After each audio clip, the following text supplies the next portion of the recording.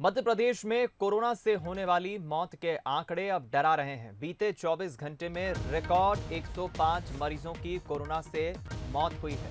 23 अप्रैल को 104 लोगों की मौत हुई थी इससे पहले, और एक बार फिर रिकॉर्ड नए संक्रमित लोगों की मौत के आंकड़े सामने आए हैं, जो कोरोना की चपेट में आ और उसके बाद उनकी मौत हो गई। इधर बता दें आपको, ग्रामीण संक्रमण में देवास टॉप पर है, एकदम पीक पर है, टॉप पर है।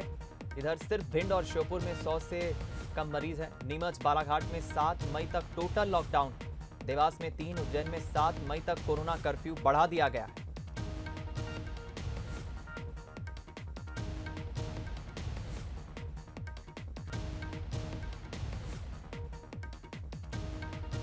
लगातार संक्रमितों के आंकड़े भी एक तरफ बढ़ रहे हैं और कोरोना की वजह से होने वाली मौतों के आंकड़े भी बढ़ रहे हैं। इस खबर पर ज्यादा बातचीत के लिए हम रुख करेंगे। हमारे सहयोगी संवाददाता वासु चौरे हमारे साथ इस वक्त लाइव जुड़ गए। वासु, लगातार जो आंकड़े बढ़ रहे हैं कोरोना संक्रमितों के भी और मरीजों के होने वाली मौतों के भी, ये वाकई डरा रहे हैं। क्या है इनपुट्स फिलहाल?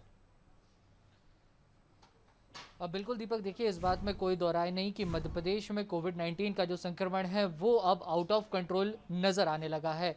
मध्य प्रदेश के बड़े शहरों से या यूँ कहें कि महानगरों से शुरू हुई ये महामारी अब गांव और कस्बों तक पैर पसार चुकी है। खुद मुख्यमंत्री शिवराज सिंह चौहान को गांव में तक जनता कर्फ्यू और कोविड कर्फ्यू लगाने की अपील करनी पड़ी। पूरे प्रदेश में इस समय लॉकडाउन है, तमाम जो सार्वजनिक आयोजन है वो बंद कर दिए गए हैं, लेकिन इसके बावजूद भी जो रोज़ाना संक्रमित मरीजों का आंकड़ा है वो बड़ी संख्या में सामने आ रहा है। सबसे ज़्यादा जो संक्रमण है वो भोपाल और इंदौर में नज़र आ रहा है। इसके अलावा अगर बात की जाए तो मौत के आंकड़े भी बढ़ते हुए नज़र आ रहे हैं। बीते 24 घंटे में मध्य प्रदेश में अगर सरकारी आंकड़ों की बात की जाए तो 100 लोगों से ज़्यादा की मौत हो चुकी है। जो अस्पताल हैं वहाँ पे इंतजामात जो हैं वो नाकाफ़ी नज़र आते हैं।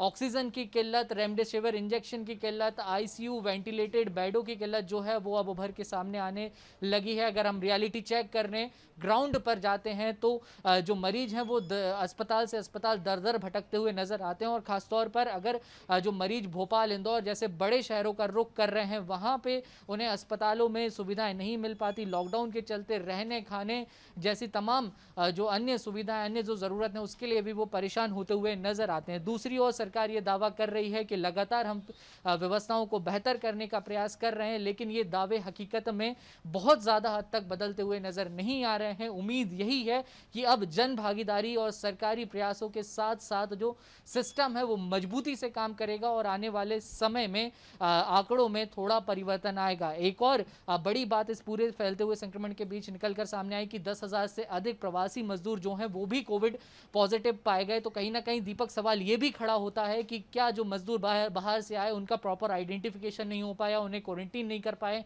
उनकी जो हिस्ट्री ट्रेसिंग थी वो नहीं हो पाई। हालांकि ये सवाल सब जायज़ हैं और बनते भी हैं, लेकिन हम उम्मीद यही करते हैं कि आने वाले समय में जो संक्रमण की दर है वो कम होगी और सिस्टम और जनता मिलकर साथ में काम करेगी, ताकि कोविड से जो लड़ाई है जो लंबी चलने वाली है इसमें अब आंकड़ों में सुधार हो सके। बिल्कुल ठीक कहा आपने वासु, यही सब कोशिश है। सरकार भी इसी स्तर पर काम कर रही है कि आंकड़े किसी तरह कम हो। बातचीत के लिए बहुत